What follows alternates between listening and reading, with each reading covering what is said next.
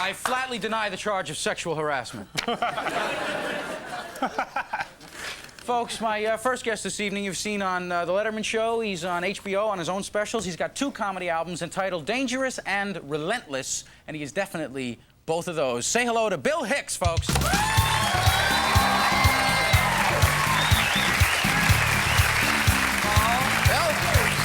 welcome back. Have a seat. Nice to have you back. How you doing? I'm doing well. Yourself? I'm doing pretty good, except for this, you know, controversy. The Clarence Thomas? Yeah, right. I'm involved with that, yeah. I tell you what. I put the pubic hair in the Coke, by the way. I wrote The Exorcist. Was that in the intro? You know, I learned something real important watching that Clarence Thomas hearing. Yeah? I don't stand a chance. Okay? Don't even call the committee. Mr. Hicks, are you familiar at all with a video series called Clam Lappers Volume 1 through 90? Sort of familiar, but, Mr. Hicks, are you familiar with a man named Manuel who works at the Show World Adult Video Parlor? Manny! Mr. Hicks, they subpoena me. They subpoena me.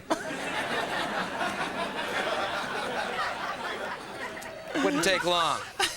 But, you know, what's really the bummer is that porno took a real beating, you know, and, Bad choice of words. Yeah, well... I got something to tell you, and I hope I'm not out of line, but, I love pornography. Sorry.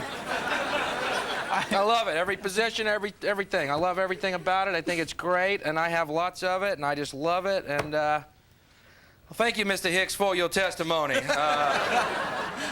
We cannot use you on the Supreme Court, but if you want to be a senator, welcome aboard, boy. Big party at Teddy's. Hey, Bill, any other forms of entertainment you enjoy as much as porno? Would you like a glass? Well, no, I'm just fiddling. All right. I love movies, you know, not just porno movies. I love all movies, and that's why I'm real excited. I had an incredible idea how to revolutionize motion pictures. I'm watching Terminator 2, phenomenal stunts, right? I'm thinking to myself, there's no way they can top these stunts in a movie again. You know what I mean? You can't top this unless they start using terminally ill people as stuntmen in pictures. Well, now hear me out. I know this sounds crazy. Well, I know, you know, some people think that sounds cruel, but, you know, I think it's more cruel to leave your loved ones dying in some sterile hospital room surrounded by strangers. Forget that. Put them in the films. You want your grandmother dying alone, or do you want her to meet Chuck Norris? She's out of her misery. You've seen the greatest film of all time. Wow, he kicked her head right off her body. That was great. It looks so real. He's wiping her brain off his shoe. Look. How do they do that? Not one of my more popular theories. Yeah. I don't see that going into execution very quickly. Again, another poor choice of words. Bill, you still smoking? Yeah. You haven't given it up, huh? I'm trying to quit. You're like a radical smoker. I know. I tried to quit, which is not in character, but I did. No, it's not. How recently was that? It was like a year ago, and I'm still traumatized over it. And no, I did acupuncture, which helps reduce smoking, and it really worked. It's an ancient Chinese technique where they take needles and poke little holes in the filters of all your cigarettes. Maybe you didn't go to a real good guy. We live in such a weird culture, man. Remember that when Yul Brynner died and came out with that commercial after he was dead? Yeah, no, that was an effective one. I'm Yul Brynner and I'm dead now. Wow, what the hell's this guy selling? I'm all ears. I'm Yul Brynner and I'm dead now because I smoke cigarettes. Pretty scary. But they could have done that with anyone. They could have done it with that Jim Fix guy, too. Remember that guy, the health nut who died while jogging?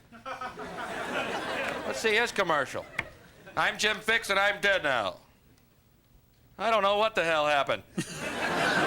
I jogged every day, ate nothing but tofu, swam 500 laps every morning, I'm dead. Yul Brynner drank, smoked, and scored every night of his life. He's dead. Shoot.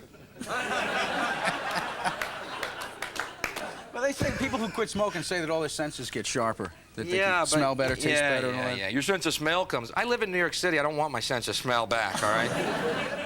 Is that urine? Woo! I think I smell a dead guy. Honey, look at that guy covered in urine. All right. So glad I quit smoking. I never would have found him. New York, New York. Well, now a lot of non-smokers are getting pretty vocal about their rights. So in New York, you're really running the risk of lighting up a cigarette in a restaurant. Yeah, well, I know what they want to see. I'm Bill Hicks, and I'm dead now because I smoke cigarettes. Cigarettes didn't kill me. A bunch of non-smokers kicked the tar out of me one night. I tried to run. They had more energy than I. I tried to hide. They heard me wheezing. Many of them smelled me. There he is. Get him, get him, get him. Is it? Do you find confrontations with non-smokers? Well, I'll tell you, I'm going to read an article to you. This is an absolutely true article about that mass murder in Luby's down in Texas. Mr. Joy. This is a friend of yours, wasn't he? Yeah.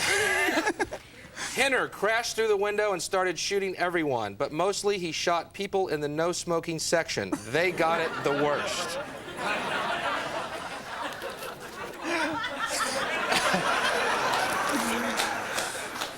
So we all find ways to deal with tragedy, Paul. So what you're saying, smoking saved your life? Well, you know, he got in there, he looks over at smoking, his eyes squint up, he can't see. Over here, there's day glow, you know, running gear, people eating salads. Now, where did you grow up? You didn't grow up in New York, did you? No, I grew up in the South. Where? Texas, right? Texas, right. It's got its own peculiar life. I once saw a sign in Texas for a drive-through snake farm. Seemed a bit cruel. Squish, squish, squish. Fun and educational. You know, if you run over a snake's head, his tail explodes. Woo! Who's hungry? Let's go to Luby's. Please do. Well, was it a tough adjustment for you going to New York? Oh, New York. Pretty different, except there's for the no guns. way to prepare for it, Paul. A lot of guns in Texas, a lot of guns in New York. That's the only connection I can make. Yeah, but there's no trucks where the guns are in New York. They're on everybody. You know, you've been in New York too long, you're walking down the street, a gun goes up behind you, you don't even turn around to see what it was, you know?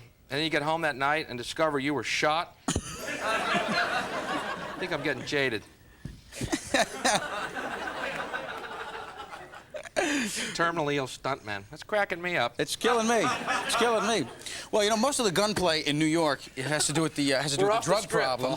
Which, no, last time you were on, you talked about the war on drugs, and there's a big difference now. It's out of the news. Well, you know, if you've been in New York City, you know that the war on drugs has definitely taken a ceasefire. Okay. You walk through the streets, people sell drugs out loud on the streets of New York. It's unbelievable. Heroin, heroin, heroin. Coke, coke, coke. Smoke, smoke, smoke.